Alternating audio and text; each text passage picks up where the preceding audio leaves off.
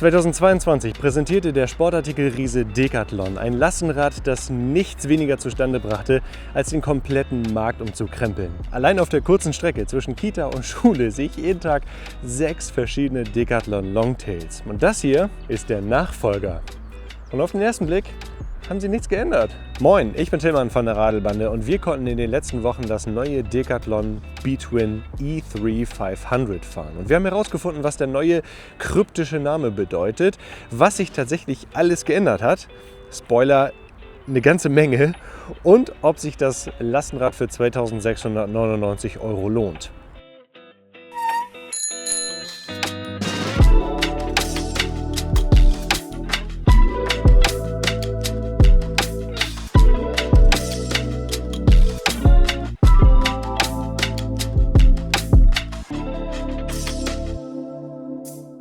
Wir haben dieses Rad von Decathlon ausgeliehen und sie unterstützen die Produktion des Videos finanziell, unter anderem über den Affiliate-Link unten in der Videobeschreibung. Sie haben allerdings nicht vorgegeben, was wir irgendwie wie sagen sollen. Alle Gedanken und Äußerungen sind meine bzw. unsere eigenen. Wir sind komplett herstellerneutral. B-Twin ist Decathlons Name für die City E-Bikes, irgendwas in der Richtung. E steht natürlich für E-Bike, 3 für die Anzahl an Personen, die insgesamt mit diesem Fahrrad fahren können und 500 für die Preiseinstufung bei Decathlon. 100 ist so das günstigste, 900 das teuerste, 500 heißt also, es ist irgendwo in der Mitte. Das ist allerdings nur eine Vermutung, der Name ist ehrlicherweise schrecklich. Aber Namen sind ja nur Schall und Rauch, was wirklich zählt ist, was im Inneren steckt. Und da hat das Decathlon Longtail einiges zu bieten, gerade wenn es nachher um Gepäckträger und Kindertransport geht. Aber erstmal gucken wir uns die technischen Details an. Starten wir mit dem Motor. Der ist auch in dieser Version wieder ein Hecknabenmotor, um die Kosten niedrig zu halten. Und dieser Motor ist eine ganze Ecke kleiner geworden als beim Vorgänger. Trotzdem hat er jetzt mit 60 Newtonmeter 2 mehr. Und bei der Maximalleistung hat Decathlon ebenfalls eine ganze Schippe draufgelegt. Von 685 Watt beim Vorgänger jetzt auf 817 Watt. Und das merkt man auch, das sehen wir nachher im Fahreindruck. Dieser Motor ist wieder mit einem Drehmomentsensor ausgestattet, dass er auch angenehm feinfühlig anspricht.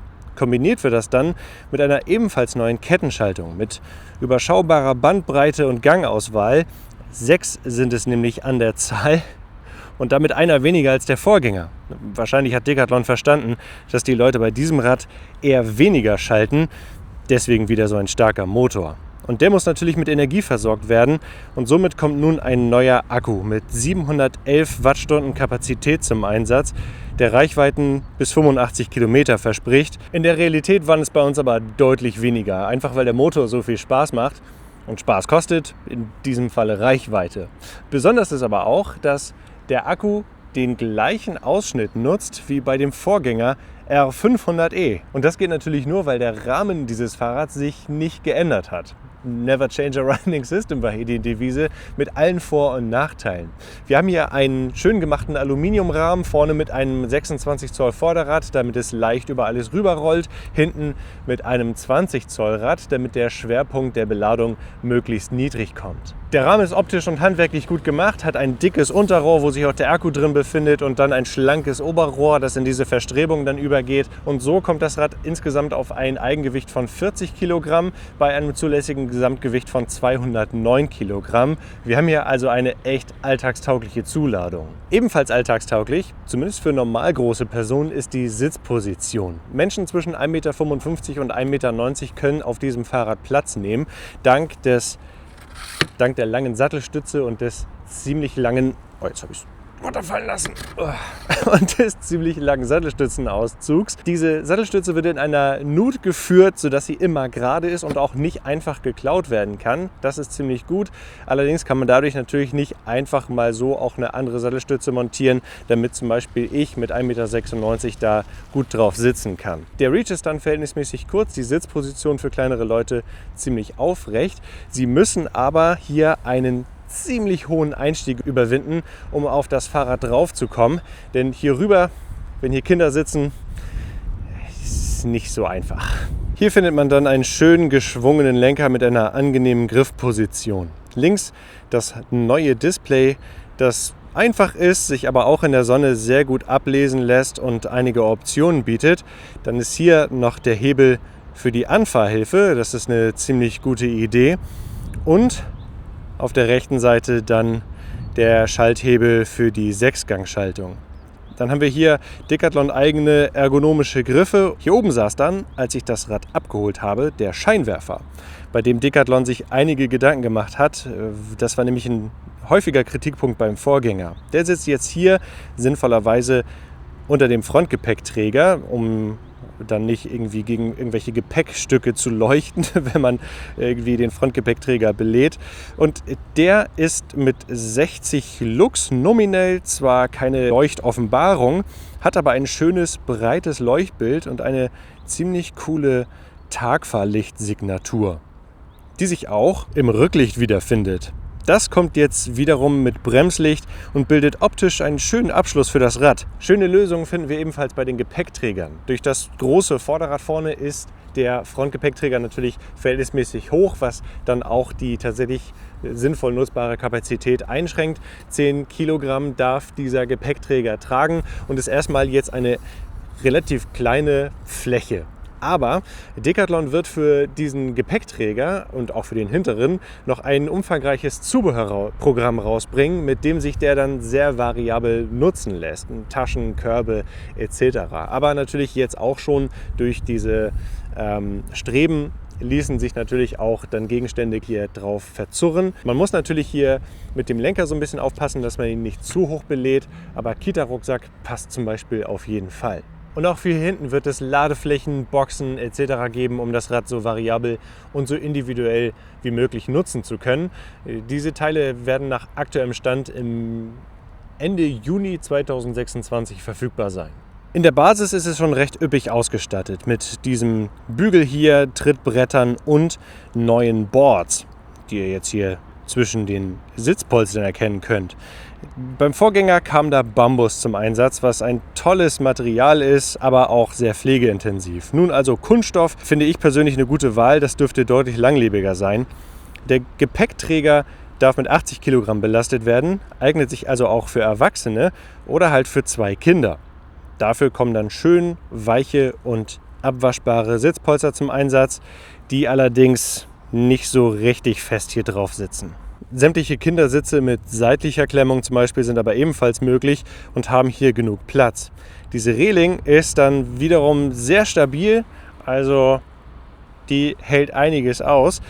Und was ebenfalls auffällig ist, dass die Bügel hier vorne und hinten an der Seite noch etwas breiter sind als dieser Bügel hier oben, sodass, sollte das Rad aus irgendeinem Grund mal umfallen und Kinder sitzen drauf, Kinderhände noch mal etwas besser geschützt sind. Was Decathlon aber wirklich genial gemacht hat, sind 2 Zubehöre, die hier verbaut sind. Erstmal die Taschen. Durch diese Streben hier, die zweigeteilt sind, ließen sich auch alle möglichen anderen Packtaschen verwenden. Ich kann diese hier direkt von Decathlon aber wärmstens empfehlen. Erstmal haben sie 50 Liter Kapazität pro Seite, also insgesamt 100 Liter und sind außen ausgestattet mit reflektierenden Details und solchen kleinen Laschen, wo sich zusätzliche Beleuchtung einfach dran bauen ließe, die Decathlon im Angebot hat.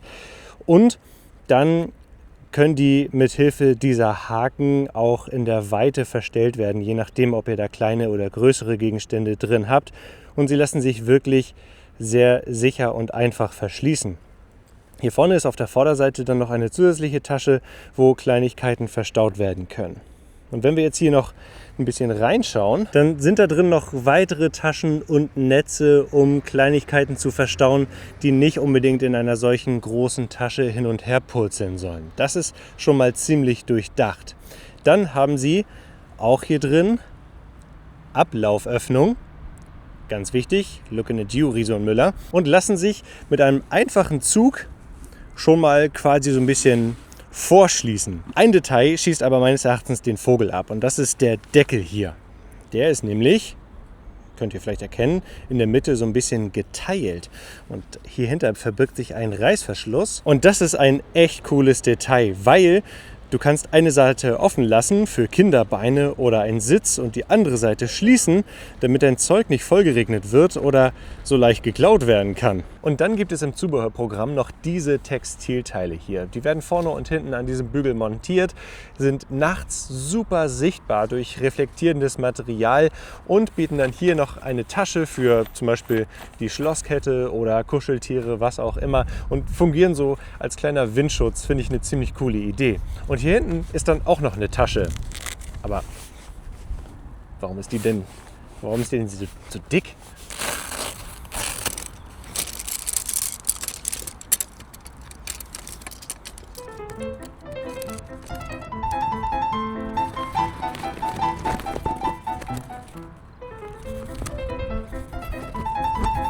Die Antwort: ein komplettes Regenverdeck.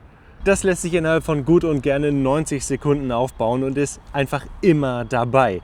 Hier ist dann noch wiederum eine sehr reflektierende Fläche mit so gelben Akzenten noch rundherum, kleine Pinökel, um Leuchten reinzuhängen, wie wir das auch schon bei der Tasche gesehen haben. Und wenn das Verdeck aufgeklappt ist, dann entsteht hier noch eine zusätzliche Tasche. Das finde ich einfach genial. Damit die Kinder einsteigen können, sind dann hier diese Reißverschlüsse montiert, links und rechts. Und wenn im Sommer die Sonne scheint und es ziemlich warm ist, dann lässt sich der ganze Spaß auch aufrollen, damit die Kinder dann einen Sonnenschutz haben und trotzdem hier eine schöne Brise durchzieht. Super genial umgesetzt hier bei diesem günstigen Fahrrad. Das ist eine der besten Regenverdecke, die ich jemals gesehen habe.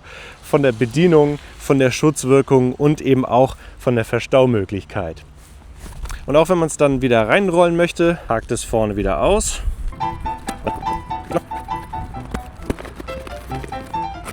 Es ist dann wie ein Zelt, ganz einfach hier hinten reingestopft. Dann noch die Dinger lösen, reingesteckt, geschlossen und wieder eingeklappt. Aber jetzt ist die Frage, wie sich der Spaß fährt, und das habe ich mal geprüft. Und das gucken wir uns jetzt an. Und dazu haben wir das gute Stück natürlich komplett beladen. Hier vorne sind 8 Kilogramm drauf, um so einen kleinen Einkauf zu simulieren. Und hier hinten dann insgesamt 32 Kilo. Na gut, egal. 32 Kilo, also stellvertretend für 2 Kinder quasi in unterschiedlichem Alter. Und mit mir zusammen ist das Rad dann schon ziemlich gut ausgestattet, rein gewichtsmäßig. Ich wiege selber so knapp 95 Kilo. Und dann können wir auch einen guten Vergleich mal zeigen. Denn wir starten jetzt erstmal mit dem Beschleunigungstest. Dazu das Rad natürlich vom Ständer nehmen. Das ist jetzt nicht super einfach, aber das Rad steht auf dem Ständer sicher. Was mir jetzt nur aufgefallen ist, dass der sich unter der Benutzung immer mal wieder löst. Und wir sind natürlich in dem höchsten Unterstützungsmodus, im Power-Modus, im ersten Gang. Und wir können beschleunigen.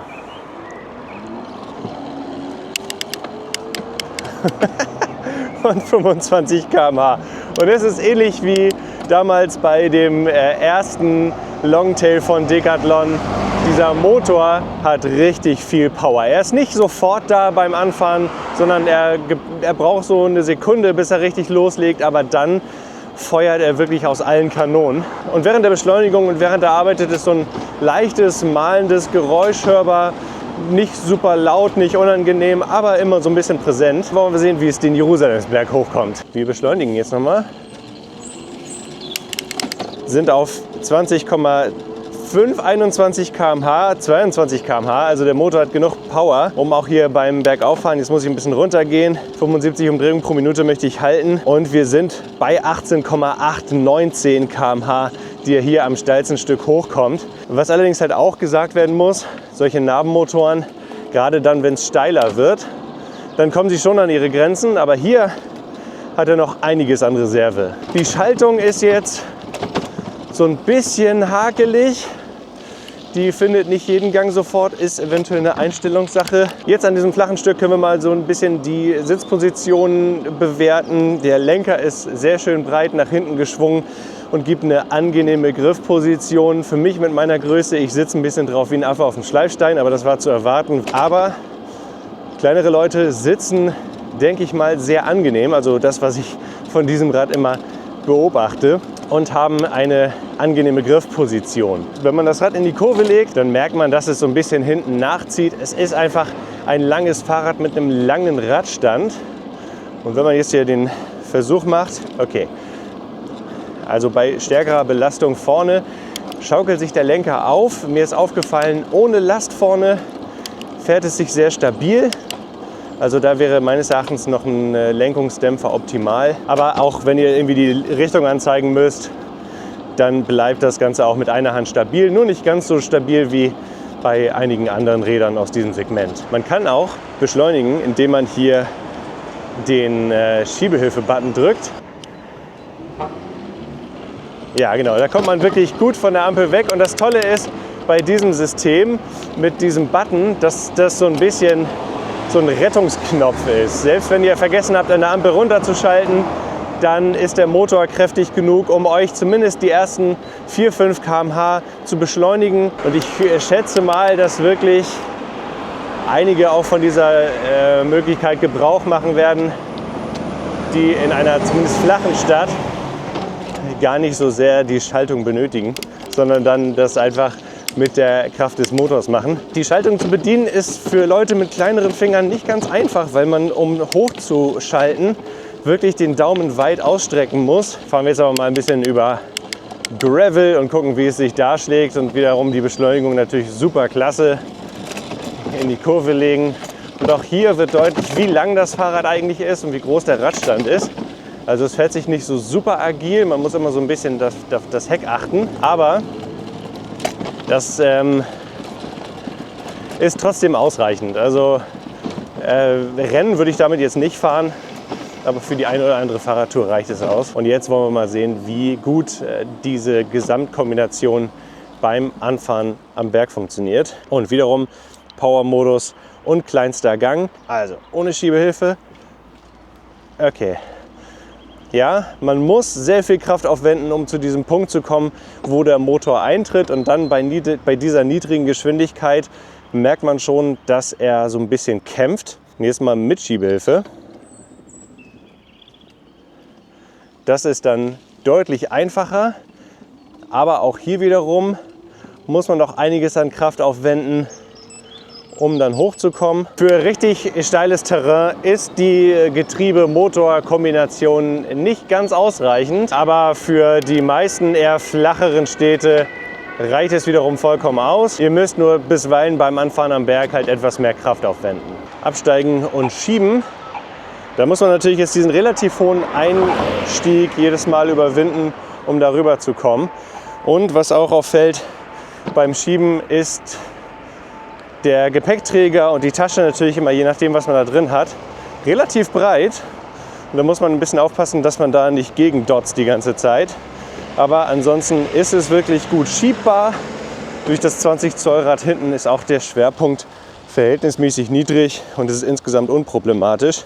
Und auch wenn der Akku mal komplett leer sein sollte, dann lässt sich das Fahrrad fahren, leidet aber ein bisschen unter der doch relativ kleinen Übersetzungsbandbreite. Wenn ich jetzt hier auch einbiege, dann ist es für große Leute wiederum das Problem, dass ich so ein bisschen an den Lenker komme. Kleinere Leute sollten damit gar kein Problem haben. Dadurch, dass es aber ein relativ langes Longtail ist, muss man schon etwas mehr Platz einrechnen beim Rangieren und Wenden. Und jetzt hier bei Kopfsteinpflaster schlägt sich das Rad erstaunlich gut. Also die Federgabel macht einen guten Job, die dicken Reifen ebenfalls. Sowohl vorne als auch hinten, und auch am Lenker sind die Vibrationen wirklich überschaubar. Und solche Schlaglöcher, die merkt man dann natürlich schon, können aber vom ganzen Rahmen auch gut verknust werden, gut verdaut werden. Und auch die Kinder haben sich bisher zumindest nicht beschwert über fehlenden Komfort. Ja, also die Federgabel macht einen wirklich guten Job hier, gerade bei solchen Sachen. Und dadurch, dass es halt so ein großes Vorderrad hat, fühlt es sich auch sehr normal fahrradmäßig an. So, und jetzt wollen wir mal sehen, wie gut sich das Fahrrad denn aus 25 km/h zum Stehen bringen lässt mit den Vierkolbenbremsen von Tektro. Und jetzt. Das hat gut geklappt. Wir sehen hier, dass das Fahrrad gut die etwas mehr als doppelte Länge gebraucht hat, um aus 25 km/h zum Bremsen zu kommen. Am Ende ist es ein bisschen gerutscht, aber auch wirklich nicht viel. Man braucht allerdings schon etwas mehr Handkraft an den Bremshebeln, um diese Bremskraft hinzubekommen. Auf der anderen Seite hatte ich aber das Gefühl, dass es gerade auch am Vorderrad nicht zum ausbrechen neigt, sondern sich sehr leicht kontrollieren lässt. Ja, so fährt sich das neue Decathlon Longtail. Es fühlt sich nach einem langen Fahrrad an, weil es natürlich auch ein langes Fahrrad ist und der Motor macht richtig Laune. Nur wenn das Terrain etwas extremer wird oder ihr das Rad auch vorne schwer beladet, dann müsst ihr so ein bisschen stärker aufpassen. Aber mal sehen, wie es uns jetzt nach ein paar Wochen gefallen hat und wir gehen mal zurück ins Studio. Mit dem B-Twin E3 500 hat Decathlon ein bereits sehr cooles Konzept nochmal behutsam weiterentwickelt und an entscheidenden Punkten, die so für den Alltagsnutzen relevant sind, deutlich verbessert. Allerdings muss man sagen, dass das Rad in diesen Punkten schon vorher richtig gut war. Was mir richtig gut gefällt, ist sind wieder diese mitgedachten Taschen, die überall sind. Dass man hier überall was verstauen kann, auch hier. Dafür besteht aber an anderen Punkten noch weiterhin deutlicher Verbesserungsbedarf, wie bei dem Ständer, der sich auch im Verlaufe des Tests immer wieder gelockert hat, oder bei dem sehr hohen Einstieg, was sich jetzt auch hier an dem Oberrohr in Form von Kratzern zeigt. Aber wie ich das ja schon am Anfang des Videos gesagt habe, das hier ist die 500er Version. Vielleicht kommt dann irgendwann nochmal eine 900er Version, das dann diese ganzen Punkte adressiert und dann vielleicht auch mit dem Ovuro Mittelmotor. Auf jeden Fall bekommt ihr schon heute mit diesem Fahrrad ein sehr, sehr fähiges, großes Longtail-Lastenrad, das besonders in einer eher flacheren Gegend richtig gute Dienste leistet. Der Motor hat richtig Power, kurze, knackige Anstiege gehen damit auch, wenn ihr nicht unbedingt da anfahren müsst. Das Rad fühlt sich aber eher an längeren, sanfteren Anstiegen wohl und auch 2 Kinder, allerlei Gepäck etc. Das ist wirklich super dafür geeignet. Allzu groß solltet ihr nicht sein natürlich und checkt bei der Probefahrt auch, ob ihr einfach auf dieses Rad rauf und runter kommt. Auch gerade dann, wenn hier Kinder hinten drauf sitzen oder wenn irgendeine andere Last hier hinten drauf sitzt. Es fühlt sich schon gut an. Also das Rad fühlt sich gut an. Ja. Kann ich jetzt bisher nichts Negatives, außer hier ein und Ja. das ist halt wirklich so. Ja. Man merkt an der einen oder anderen Stelle natürlich, dass es sich um ein günstiges Fahrrad handelt. Aber gerade bei diesem Preis bietet das Decathlon Longtail wahnsinnig viel und sogar mehr, als es teilweise Räder bieten, die das Doppelte kosten. Gerade wenn wir hier in Richtung Zubehör uns das angucken, das wirklich sehr, sehr durchdacht ist und uns richtig gut gefallen hat. Das gefällt mir sehr gut, das gibt einen Pluspunkt. Und wenn ihr jetzt das Rad auch gut findet und gerne bestellen wollt, dann nutzt doch gerne den Link unten in der Videobeschreibung. Hier findet ihr das Video zu dem großen Bruder oder der großen Schwester, dem Long John von Decathlon. Hier könnt ihr das Video abonnieren, damit ihr keine weiteren, hier könnt ihr den Kanal abonnieren, damit ihr keine weiteren Videos verpasst. Und wir sehen uns dann beim nächsten Mal, würde ich sagen. Ne? Also, tschüss, bis dann.